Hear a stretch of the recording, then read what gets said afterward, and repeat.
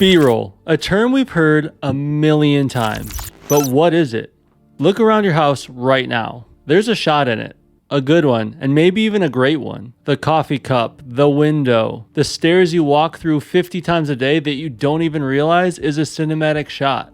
All of it can be a movie set, but most people don't see it that way. I'm about to prove that to you using nothing but shots in my house. No location scouting, no budgets, no permits. All just B-roll techniques. And by the end of this video, you'll know what B-roll is, and you'll know some ways to capture B-roll so that you can make your videos more cinematic. And yes, I'm going to show you the in-between moments of capturing the B-roll as well. Every video you watch is made up of two key ingredients. You have A-roll and you have B-roll. That's it. That's the recipe. Simply put, A-roll is just me talking to you, saying words in English right now.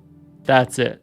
B-roll is everything else. It's the stuff that you show, not tell. So if A-roll is the voice of the house, B-roll is the house itself. The rooms, the light, the little details that you would notice if you actually lived here. So why is B-roll doing more than you think? Well, B-roll is doing what words can't. I could just tell you that my kitchen gets good light, but B-roll can actually show you. And if I just sit here and talk about the light in my kitchen, you're gonna get bored and it's gonna take forever to explain.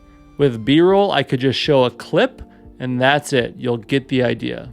And some of the best storytellers will tell you that you need to show and not tell. And B-roll is something that you can use to tell a really, really good story. And a little side note that nobody tells you, B-roll is great at covering up your mistakes. Every stumble, every retake, you can just cut a piece of B-roll and put it over top and nobody will know. It's literally like a rug over your editing floor. Even right now in this video, I'm reading from a script off camera and I'm putting B-roll over top so that way you don't see that I'm reading a script. And most importantly, it keeps eyes on the screen. Think of any good documentary or movie. They don't just show the person talking the entire time.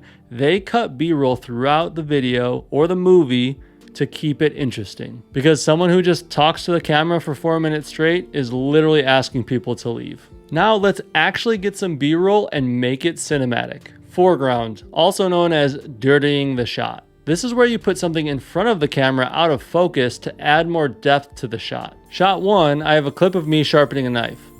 Now when you add the foreground, it creates more depth and framing, which makes the shot more interesting. Now let's combine A-roll and B-roll. Sharpening knives is so easy on the Tormek T1. It's the only reason I'm able to keep my knives as sharp as they are. Without it, cooking wouldn't be so fun. So rather than just going into in-depth detail about sharpening, the A-roll is me selling the idea of sharp knives, where the B-roll is just going to show me how I achieved that. Now let's look at slow motion, something that I debate with people all the time. Slow-mo to me only works in a scenario that has earned the right to be in slow-mo.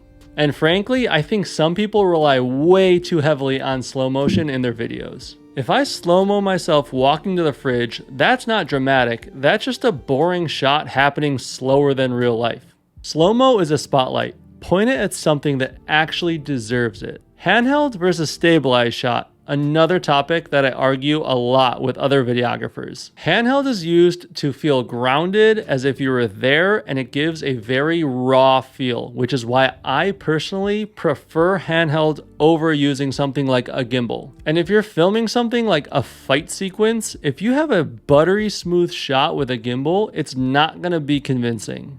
But if you have a handheld shot during a fight, that is gonna be chef's kiss. And on the flip side, if you're trying to sell a home and film for real estate and you use shaky footage, it's gonna look terrible.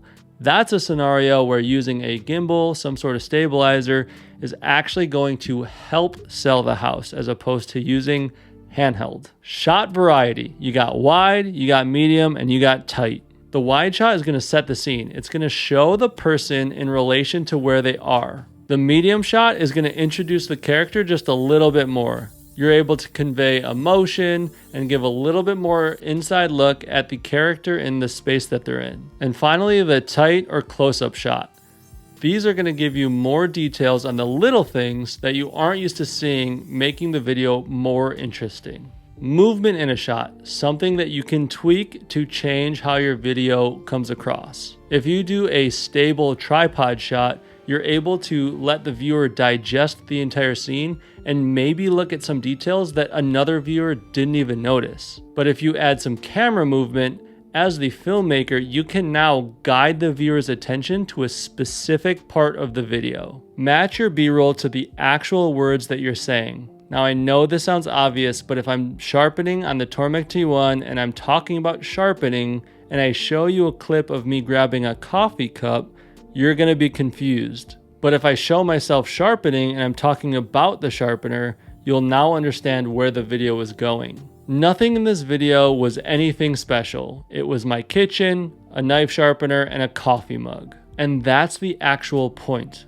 B-roll doesn't have to be some crazy location. It's all about learning to actually see what's around you in the room that you're already in. A-roll will get you heard, and B-roll will actually have your emotion felt. And most of the difference between a video that feels flat versus one that has emotion is the filmmaker actually pointing their camera towards something on purpose with intention.